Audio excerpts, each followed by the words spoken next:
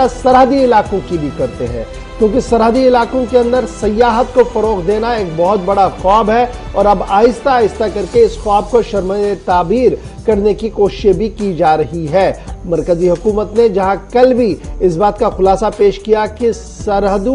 सरहदी इलाकों की जो खुशहाली है, सरहदी इलाकों के पास जो डेवलपमेंट है, उसको टॉप ऑफ द एजेंडा लिया जाएगा और उसको हर तरफ से सरफहरिस्त रखा जाएगा। वहीं पर खबर यह है कि सीज फायर के बाद अब रियासती इंतजामिया और मरकजी हुकूमत इस बात पर गौर कर रही है कि सरहदी सयाहत को फरोग दिया जाए। लाइन ऑफ कंट्रोल के पास जो इलाके हैं वहां पर ज्यादा से ज्यादा सयाह जाए और स्पेशली नॉर्थ वाले पार्ट पर सबकी नजर है, जहां पर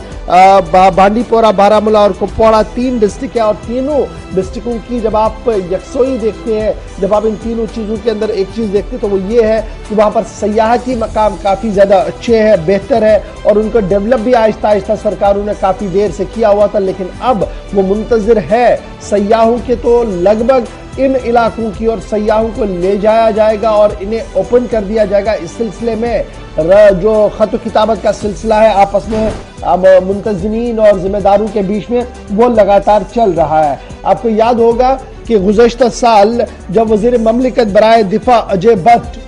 जम्मू कश्मीर के दौरे पर थे और उस दौरे के दौरान उन्होंने नॉर्थ कश्मीर के इन सभी इलाकों का दौरा किया था, तो उस वक्त भी उनकी तरफ से ये एश्योरेंस दी गई थी कि इन इलाकों के अंदर सयाहों को, मुल्की सयाहों को लाने के लिए हर मुमकिन कोशिश की जाएगी और जो हाइल रुकावटें हैं सिक्योरिटी पॉइंट ऑफ व्यू से, एस्टैब्लिशमेंट के पॉइंट ऑफ व्यू से, उन्हें दूर करने की कोशिश की जाएगी। उसके बाद आपको याद होगा कि लेफ्टिनेंट गवर्नर मनोज सिन्हा साहब भी चले गए थे नॉर्थ कश्मीर और बंगस के अंदर एक मेले का इफ्तिताह किया है उन्होंने। उसके बाद जो खूबसूरती वहां पर थी, उसका आमिर का अपना बयान उस पर था, लेफ्टिनेंट गवर्नर का बयान था और कोशिशें की जा रही थी कि ग्राउंड जीरो पर प्रायोरिटी हो उन इलाकों को एक्सप्लोर करने की जो अभी तक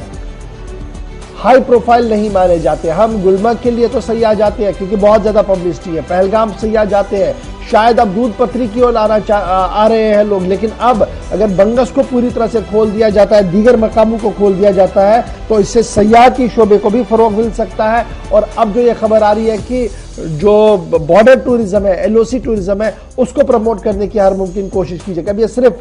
सूबा कश्मीर की बात नहीं है, सूबा जम्मू के भी कई इलाके जो इंतहाई खूबसूरत है, दिलचस्प है, तवारीखी शवाहिद से भरपूर है, तो उन्हें भी सयाहती नक्शे पर लाकर वहां पर सयाहों को लाने का काम जो है वो शुरू किया जा सकता है। लगभग नोटा नोटी का सिलसिला मुकम्मल हो गया है, ड्राफ्ट अप्रूव हो गया और बहुत जल्द हमारे सामने ये हिकमत अमली भी आएगी कि किस तरीके से इन सयाहों को जो जम्मू कश्मीर आते हैं, चाहे मजहबी सयाहत के लिए आते हैं या कुदरती हुस्न को देखने के लिए आते हैं, उन्हें इन दूरदराज इलाकों तक भी लिया जाए। तो लगभग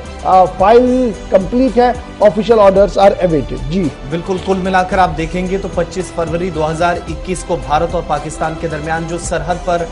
तनाव था वो थोड़ा सा कम उस वक्त हुआ जब डीजीएमओ लेवल की बातचीत हुई और दोनों तरफ से इत्तेफाक हुआ कि सीज फायर वायलेशंस नहीं की जाएंगी। 1 बरस मुकम्मल हुआ है, तकरीबन ये 1 बरस अब मुकम्मल इसी फरवरी में हो जाएगा, 24 और 25 तारीख को। इस 1 बरस की खामोशी के दौरान ये दूसरी पेशरफ्त है। दिसंबर के महीने में जम्मू में जहां पर लाइन ऑफ कंट्रोल के साथ साथ पेशरफ्त तो हम देख रहे थे, लेकिन इंटरनेशनल बॉर्डर पर भी बीटिंग रिट्रीट का सिलसिला शुरू हुआ और वो काफी वक्त के बाद था, जहां पर पाकिस्तानी रेंजर्स तो नहीं आए लेकिन सरहद के बिल्कुल करीब या जीरो लाइन पर इस तरह की पेशरफ्त थी। और उसके बाद अब कहा जा रहा है कि केरन, करना और गुरेज, बांडीपुरा के वो इलाके जिनका इंतखाब पहली फहरिस्त में इंतजामिया कर सकती है, इन इलाकों की तरफ इंतजामिया फौरी तौर पर तवज्जो मरकूज तो कर ही रही है और सयाहों को भी आने और जाने का भी सिलसिला या जो अमल जिस पर काम चल रहा है, जो हमारे पास इतला है, इस पर बहुत जल्द काम शुरू कर दिया जाएगा।